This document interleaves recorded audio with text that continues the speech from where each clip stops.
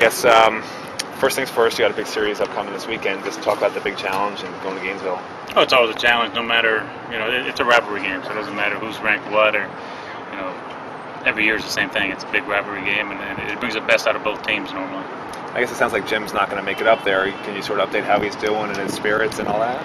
Well, his spirits aren't good. I know he wishes he was here. This is his life and his passion, and he'd give anything to be out here. But at the same time, he's got to get better, and it is a long season. And obviously, we wish we had him here, and he wants to be here. And it's up to the doctors right now. But he's recovering, getting better. He sounds better every day on the phone. So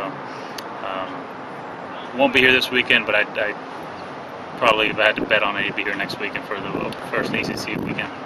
Is it hard balance or juggling, I should say, being pitching coach and head coach? Because you make a lot of decisions, and it's a challenge. Yeah. It's a challenge, and the biggest challenge is just no mental break.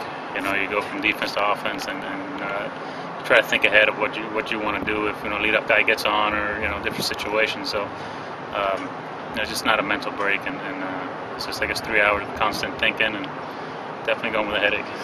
I guess you guys aren't used to starting off, the way you have. Is there anything you can sort of pinpoint to really work on to improve over the next few Consistency. weeks? We've shown we can do it.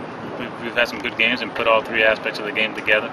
And so other games we haven't. I thought yesterday we had good pitching, good defense, and just didn't swing the bats. And we've had days where we have 2 out of 3. We need all 3, and we just got to be consistent with it and go on a little run. This is the time. We got a great opportunity. I see it as an opportunity going up to Gainesville against, I guess the #1 team in the country in some polls, and it's an opportunity to go in there. No one's given us a chance to take a couple games and put us right on track where we need to be. Have you set the rotation yet for the weekend? Yeah, it'll be the same rotation. It'll be Radzewski, Encinosa, and Wheeling. Any changes to the lineup that you anticipate at this point, or is it too early to tell? No, right now it's the same. I know we get some guys back, which is exciting. Elijah's coming back. He's ready to go. I was trying to get him into the game yesterday, but just the right time opportunity didn't come up, with being his first at bat of the year. So he's coming back.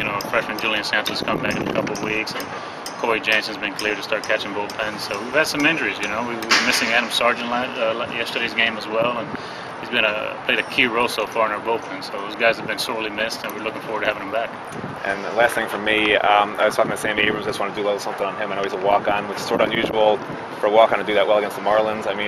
Is he a guy who maybe could be a situational guy down the road, or and how impressed were you with how he did against the Marlins? I'm very impressed. I'm a former walk-on too, so it makes my heart for those guys. And those guys are usually the ones that work the hardest and compete the most. And every time they take the field, they fight for everything they're worth. So that's what's made this program so successful for so long.